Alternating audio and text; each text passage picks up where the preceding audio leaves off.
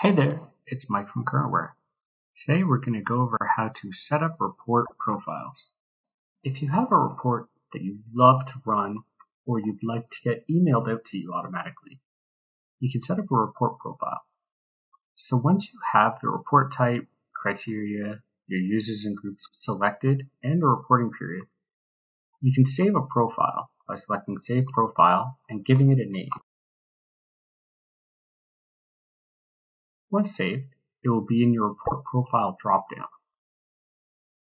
With that report profile, you can go into the email reports, set up a new schedule, select that report profile,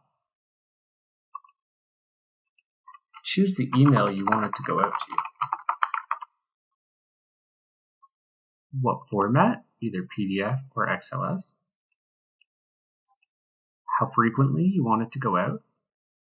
So we'll do a daily report. And what time you want the report to send.